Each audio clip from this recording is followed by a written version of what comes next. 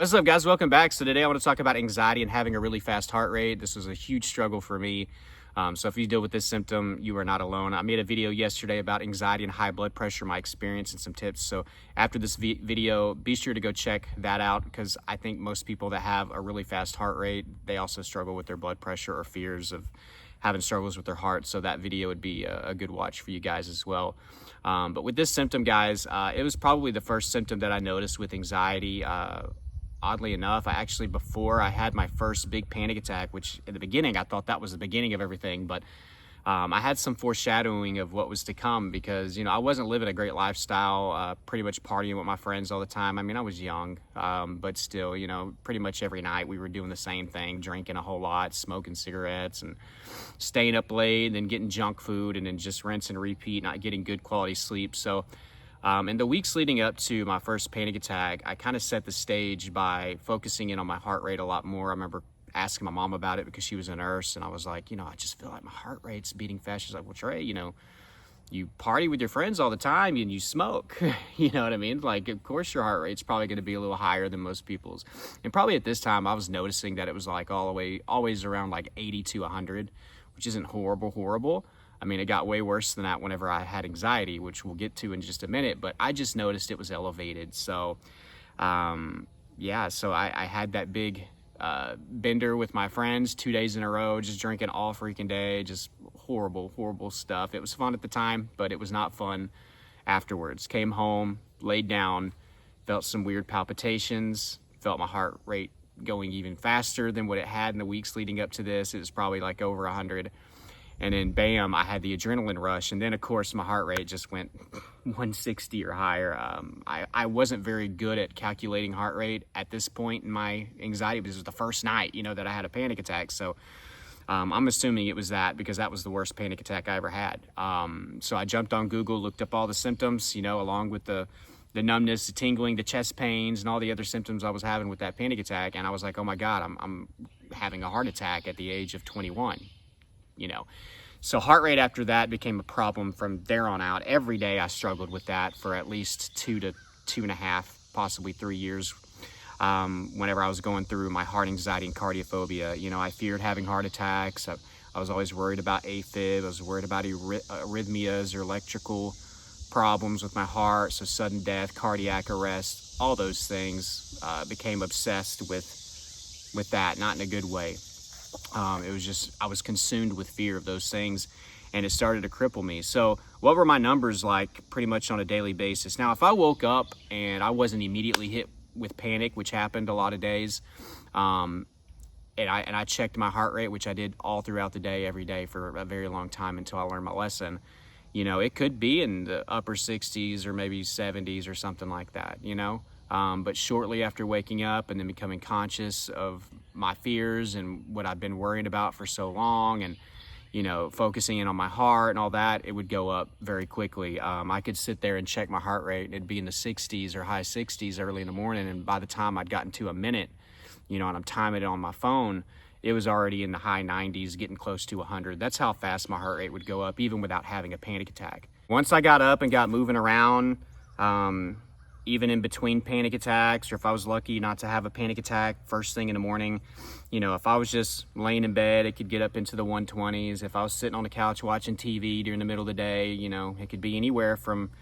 90, 95 up to 125. That was usually what my heart rate was at rest, after sleeping and getting up and moving around for a little bit. It had become that much of a habit of my body and mind to keep my heart rate elevated. There's obviously, it's very, very uncomfortable having a panic attack and your heart's beating 90 miles an hour. But it's very, very uncomfortable as well to be sitting down, not necessarily feeling anxious, not having a panic attack, and your heart is still beating way faster than what it should be. And that really messed with my acceptance. It really made me feel like there had to have been something wrong with my heart, and I was so afraid of it. I was so worried that my heart was just going to give out because it was tired. I was so scared that all the beating, the constant, tachycardia, and, my heart always being 100 to 160 all the time. Like, I was so afraid it was just going to put so much wear and tear on my heart that one day it was just going to stop. So even if I wasn't worried about a heart attack or something like that, I was just worried that I was just going to have cardiac arrest or heart failure or something just from all the output that it was having to do. Your heart's a lot stronger than what you think, okay? It can handle this. Is anxiety healthy? Of course it's not, not the kind of anxiety that we have.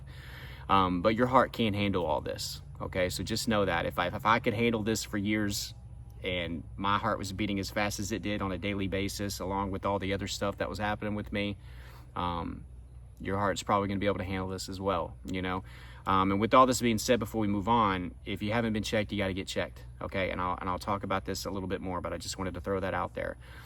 So yeah, at rest, 95 to 100, 125. Now, whenever I was having a panic attack, it was anywhere from like 150, if it was kind of a smaller anxiety attack, lower end panic attack, maybe 140, somewhere in there, 140, 150. But if it was bad, it was 160 to 180. And I know those numbers seem crazy, but they kind of matched even what my blood pressure would be. So it's like I would have blood pressure readings 160, 180 over like 100. And then my heart would be beating 160 up to 180. And I know that seems wild. Some of you have never experienced numbers that high, but I had that a lot with my panic attacks. My adrenaline was some potent stuff. So yeah, so those are my numbers, whether it being at rest or being in a panicky situation. Now, there were other things that would trigger it to make it go higher than my at-rest readings. I started to avoid these things. So obviously exercise was one that I did not want to do. I was so nervous about getting my heart rate up higher than what it already was. I was so nervous about that. I was nervous definitely of being active. If I was really anxious or had anxiety attacks or panic attacks, I thought that would be a death sentence for me. Things like the heat I would try to avoid. Even doing like activity around the house. I loved to do chores and do yard work, and I loved playing pickup basketball with my friends and tackle football and all this stuff. We'd go to the field and, we'd roughhouse, I loved getting out in the yard and doing things. I loved golfing. And, a lot of this was in the summertime when it was hot, and I never gave any of this stuff a second thought. But now I was so afraid of doing those things because I was worried about my heart and my heart rate. And I knew that those things would test my heart rate. So, doing those things, being out in the heat, doing stuff outside. I mean, there were things I just couldn't avoid, going upstairs, bringing in groceries. And what does this cause us to do? And a lot of you need to pay attention to this part. This is where I kind of want to transition into trying to help you guys. A lot of you will become sedentary, you know what I mean? And it's because you're trying to protect yourself. So say we're not getting up off the couch too quick, because we did that one time and our heart raced, right? We're trying not to go outside when it's hot. We're avoiding exercise. We're not doing a lot of activity. So what are we doing? We're sitting still. A lot of us are staying on our phone or on the computer, or watching a lot of TV. Some of you are not getting out of bed. So now guess what? Now you are even more hypersensitive to activity, to exercise. Those things become immediate exposure goals for you. Going upstairs is exposure. Going for a walk whenever it's warm outside is exposure. Getting up off the couch fast is exposure. And also something else I'll mention, it's not really super helpful, but at least maybe you'll feel less alone. Whenever I would eat really heavy meals, my heart would spike up too. And guys, I won't go into details, but when it came to things that were sexual in nature, that would trigger me because my heart rate would go up as well. So it'll affect every aspect of your life. So the first goal is to not be sedentary. And before I go further into that, sorry, I'm kind of all over the place here. I just want to make sure that you go get checked out by a doctor. If you haven't been checked out by a doctor, maybe pause this video, come back to it. You need to go. I don't care if you're scared. You're never going to be able to know for certain. You're never going to be able to fully accept that this is anxiety and move forward with the stuff that I'm about to talk about exposure and not being sedentary and trying to be more active to develop that acceptance. But you're never going to be able to get there if you just have this doubt and you just don't know. So you need to go get checked out if you haven't. It's a big first step. It doesn't fix everything. I want you guys to know that.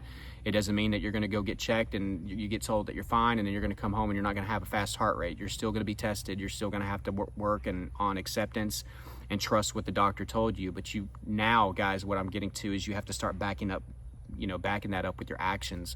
So we don't want to be sedentary anymore. We have to start doing our exposure every day. Start as small as you want. Go for walks. Go outside on your back porch when it's warm and sit down for a little bit. Take the groceries in for mom or your spouse.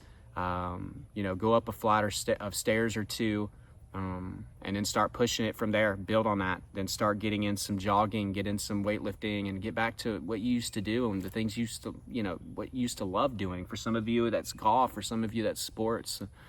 For some of you, that's landscaping and getting out in the yard and gardening and, you know, whatever it is. Try to get back to those things, and you can go as slow as you want. As long as you're doing something every day, consistency is all that matters. It will get easier as time goes on. So yeah, we want to get back to being more active. We don't want to be sedentary, because now we're more hypersensitive to things like getting off the couch or doing work or just having higher levels of activity, and certainly exercise. So if you're dealing with that, trust me, you're not alone. If you are trying to work out and you notice that your heart rate's higher after working out for a longer period of time, it's because you're more sensitive to it now, and you're dealing with anxiety, and that's common. So say we gotten checked out, we're working on exposure, we're trying to be less sedentary and get back to the things that we love. Another thing that you have to stop doing, should have mentioned this before getting to exposure, is you have to stop checking. Unless a doctor has told you to check, stop checking. For some of you, it's triggering you anyways, and it's not making you feel any better. I was in that party. But yeah, occasionally you'll check and maybe it gives you comfort, okay? You're still a slave to checking. Just like I mentioned in yesterday's video with the blood pressure thing, it is not going to do you any favors either, because you're sending mixed signals to your subconscious. You're trying to accept that your heart's healthy. Well, why are you checking? Stop living like a heart patient, whether it being sedentary or checking your heart rate and your vitals, your blood pressure and stuff all throughout the day.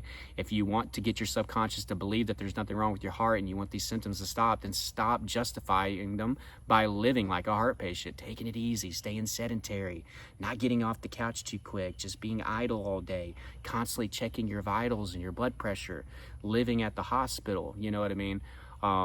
Those things are going to indicate that the fast heart's justified or needed, and guess what? Your heart's going to race every day you get up. We are sending energy to that symptom, just like you can send energy to any other symptom. So stop checking today. I can promise you, you'll feel 30 to 50% better if you just don't know how fast your heart rate is. You know, like I said, I used to play sports. I'm sure my heart rate used to get really high in many different situations. You know, I was partying 2 years before all this, no telling how high my heart rate would get sometimes with my dehydration and all this crap. And I just never knew, because I never checked. Once I started checking, it became a huge problem, and I was aware of it. Stop checking, okay? Whether it be because it triggers you or if it gives you comfort. We have to show that that our symptoms are not needed, okay? That they're not justified by not only our responses and our acceptance and going to the doctor, but backing it up with our actions and not living like a heart patient. So those things, obviously getting back into exercise, guess what? Your sensitivity to those things are going to go down. Your heart rate will go down whenever you do those things from where they are now, okay? You just got to give it time and give it consistency, okay? So be on that. Obviously eating healthy and things like that, like I mentioned, like heavy carbs and stuff like that, you're going to be more sensitive to the things that you eat. Things like caffeine are going to aggravate it and stuff like this. But I think the biggest goal, even aside from like, you know, like you got to eat perfect or you can never have that cup of coffee or whatever, is to stop checking. If you stop checking, things get better. I don't care if you just bought this new watch or you got it for a gift or how expensive it is. Get rid of it or sell it or something. It's worth doing. You're just going to check it. And then once you get rid of that, stop doing this. I didn't have a fancy watch, so I was doing this, and I got really damn good at calculating it. I'd do the math. I wouldn't have to keep it there a minute. I'd keep it there 15, 20 seconds and just work it out in my head. So, yeah, if you're dealing with this, you are not alone, and I hope this helped you feel less alone, and hopefully my advice at the end of this video could help some of you guys. But there is more that goes into recovery. I mean, perspective changes, your life, your overall lifestyle, having a kick-ass routine, a lot of different mindsets that you have to adopt to get past this. I mean, you got to identify your root causes, you know, and we're just talking about one aspect, heart rate. There's many other things you're probably struggling with.